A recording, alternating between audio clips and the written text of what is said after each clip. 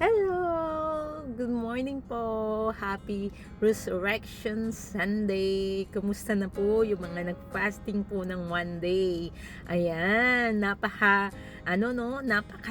sa kayong napakasaya or di kayong nakaka-excite at mas lalo kang nagiging gutom sa salita ng ating Panginoon. Patuloy po nating ipanalangin dahil si Pastor ay patuloy po siyang nag-aayuno at nananalangin sa atin para sa breakthrough, sa miracles, sa divine healing, sa revival ng ating church, ganun din sa souls and even sa mga gagawin or miracles na gagawin sa atin ng ating Panginoon. At ganun din po, alam niyo po itong Resurrection Sunday, ito po yung tanda na kung meron kang dreams or desires na matagal mo nang hinahanap or di kaya matagal mo nang hinihintay, ngunit hindi pa po dumarating. Alam niyo po, ito na yung time na pinapakita ng Lord kung ikaw ay nag-ayuno, nanalangin ng mataimtim sa Panginoon. Gagawin niya itong 2026. If you have faith that can move mountains. Yun yung sinasabi sa Hebrews chapter 11 verse 1. Now is the faith, di ba? Sabi niya po doon, the substance, di ba? Kaya nga, wag po tayong makakalimutan na lahat po ay posible sa Panginoon. He is a reliable God. We can keep calling on Him.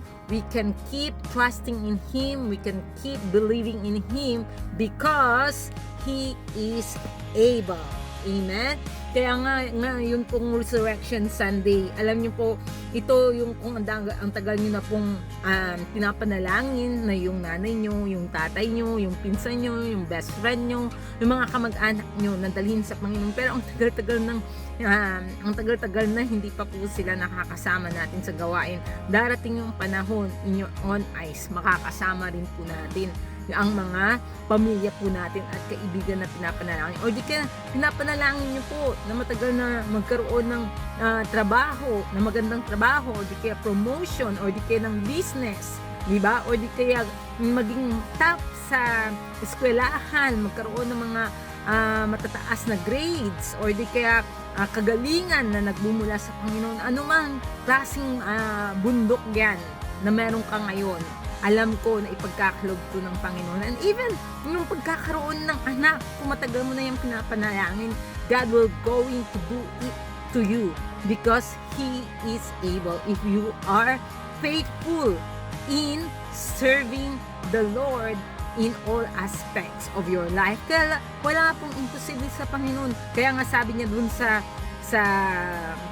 kanta, ang sarap maglingkod sa ating Panginoon, di ba?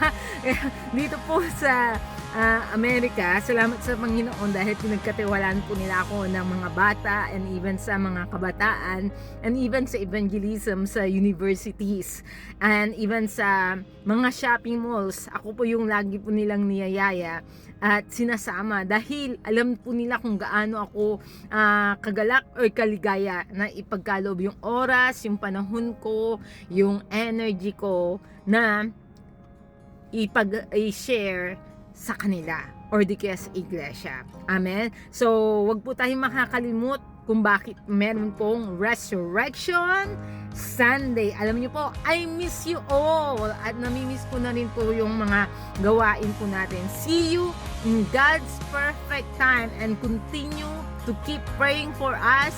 I and my husband, ganun din po kaming mag-asawa, pinagpipray po namin ang Jesus Blessed Church Palias and Jesus Blessed Church Bugalyon and even ang PPH Christ Ambassadors. Amen? At salamat sa Panginoon dahil mga ministeryo na yan ginagamit ng Panginoon para mag-encourage, para mag-inspire, para mag-expand ang kingdom ng Lord dito sa lupa patungo ng langit. So yun lamang po guys. Thank you and God bless you. Ingat po tayo lagi. Amen. Goodbye. Goodbye. I love you.